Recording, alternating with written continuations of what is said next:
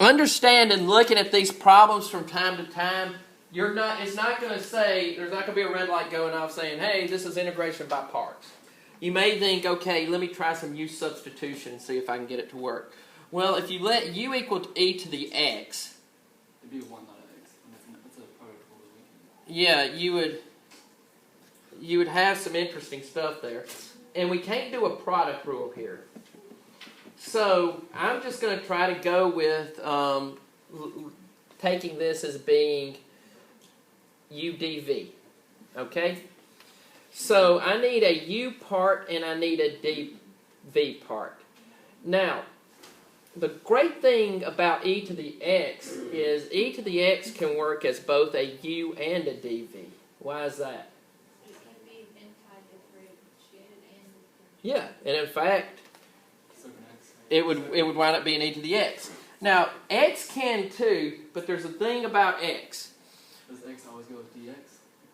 X will not always go with dx, but if you use x here, and you take the derivative of x, you would get x, I'm sorry, if you took the antiderivative of x, you would get x squared over 2, right? Yeah. So you would end up with an x squared over 2 times something, which wouldn't really help us any. And that will happen from time to time. From time to time in doing integration by parts, you're going to pick the wrong one first.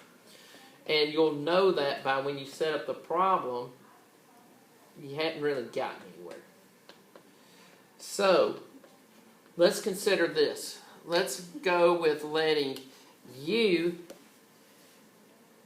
equaling to x, and let's let dv equal to e to the x dx. Now, the way I write it is the way that it helped me. It wasn't the way I learned it. Notice how I kind of write them off. I write the u up here and the dv up here. And the whole reason I do that is because when I learned how to do integration by parts, I would put the dv up here, and then I'd wind up taking derivatives where I should have been taking antiderivatives. So I offset them a little bit for that purpose. That's one of the few things in college I remember. All right, du equals dx. Does that make sense? Yes. Okay. dv, all right, what's the antiderivative of dv? It's v. So v equals just e to the x, right? Okay, so let's see if we can get this and break this down into something that we can integrate. So, we've got the integral of u dv equals uv minus v du. U is x. V is e to the x. Yes, Terry. Okay. Minus v, which is e to the x, and du is dx. See, now notice I've got something with the integral that I can integrate. So, I've got x times e to the x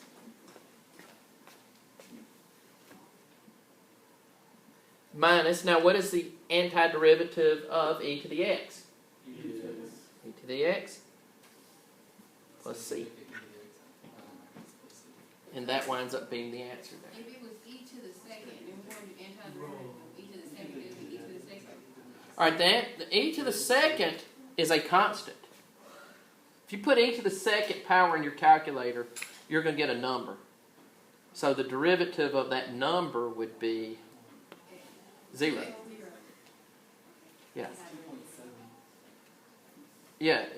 Well, okay, if it was the antiderivative of that value, then it would be e to the second times x.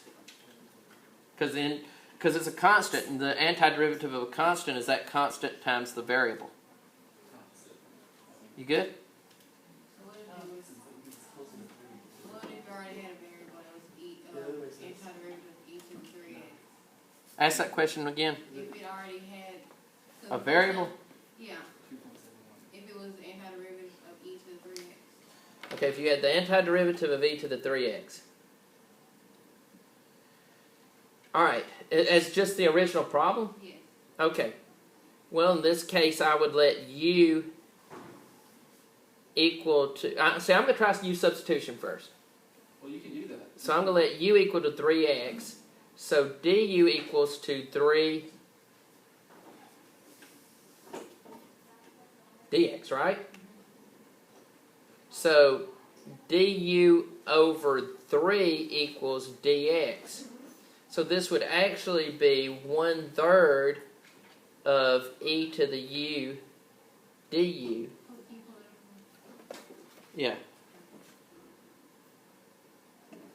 That'd actually be 1/3 of e to the u du, and the antiderivative of e to the u is e to the u. So it's 1/3 of e to the u plus a constant, which is the same thing as 1/3 of e to the 3x plus c.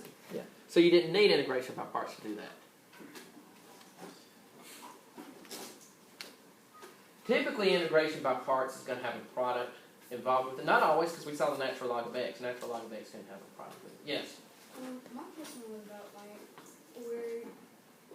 where did you get u and dv from? Like, how did you choose x for u? Okay, great question. Going back to this, the question is, how did I choose to let u equal to x and or dv to equal e to the x dx? Let me show you something here. I'm going to do this problem incorrectly. All right? Which isn't a stretch for me. You can actually just work it out. I'm going to let u equal to e to the x, because I can take the derivative of e to the x, can't I? And I'm going to let dv equal to x dx, because I can take the antiderivative of that. All right, so I've picked a u out of here and I've picked a dv out of here.